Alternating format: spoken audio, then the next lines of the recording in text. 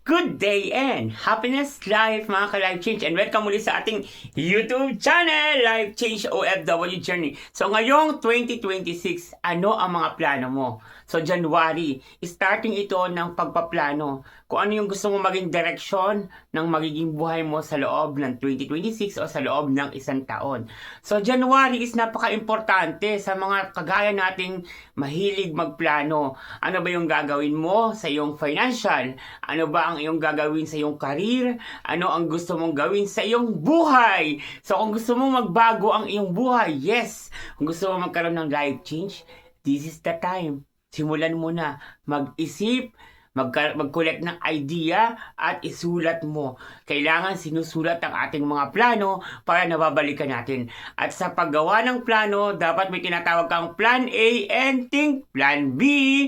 Kasi kung hindi masunod ang plan A mo, then meron kang plan B na gagawin. Okay? So let's start. Ano ba yung mga usually na ginagawa nating pagpaplano? Ang number 1 po is health. Okay, maraming Pilipino o marami tayo mga kaibigan ka-Life Change na gusto magplano sa kanilang good health.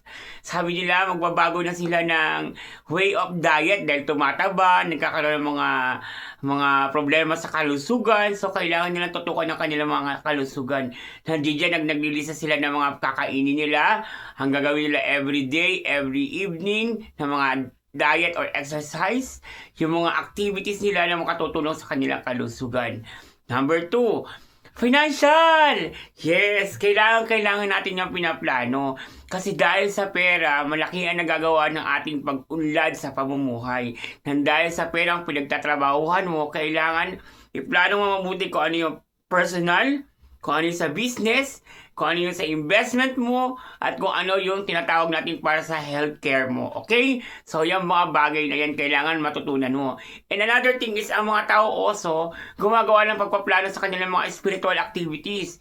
Kasi, kailangan din natin na i-connect ang ating spiritual being sa ating physical para at least kahit paano mapagpala tayo ng Panginoon. So, isasama palagi natin yan, spiritual planning.